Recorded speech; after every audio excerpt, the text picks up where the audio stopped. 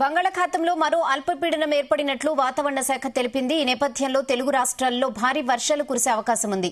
ఈ ప్రభావంతో హైదరాబాద్ లో ఇవాళ రోజంతా వర్షం కురిసే అవకాశం ఉందని వాతావరణ శాఖ తెలిపింది. హైదరాబాద్ నగరంలో ఉరుములతో కూడిన భారీ వర్షం కురిసే అవకాశం ఉందని వాతావరణ శాఖ తెలిపింది.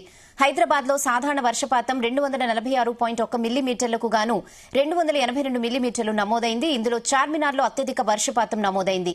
ఇక అక్కడ 240.5 మిల్లీమీటర్లకు గాను 333.9 మిల్లీమీటర్లు నమోదైంది.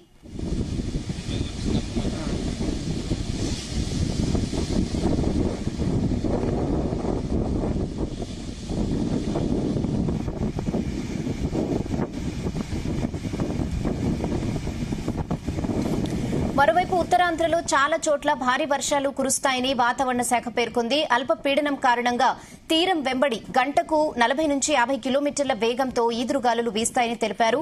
4 రోజుల పాటు మత్స్యకారులు వేటకు వెళ్లొద్దని అధికారులు హెచ్చరించారు.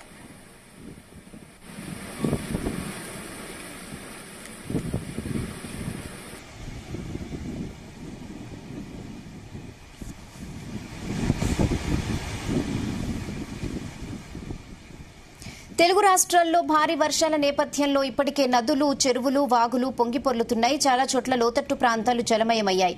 మరోవైపు ఏపీలో, తెలంగాణలో రాబోయే 3-4 రోజుల పాటు భారీ వర్షాలు కురిసే అవకాశం ఉన్నట్లు వాతావరణ శాఖ అధికారులు కూడా చెబుతున్నారు.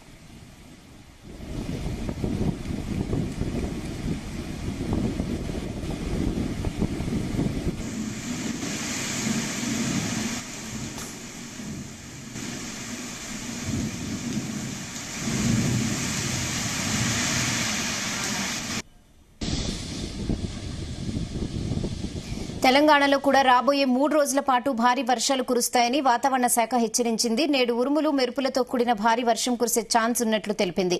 ఇక ఆసిఫాబాద్, మంచిర్యాల, పెద్దపల్లి జిల్లాలో భారీ వర్షాలు పడతాయని తెలిపింది.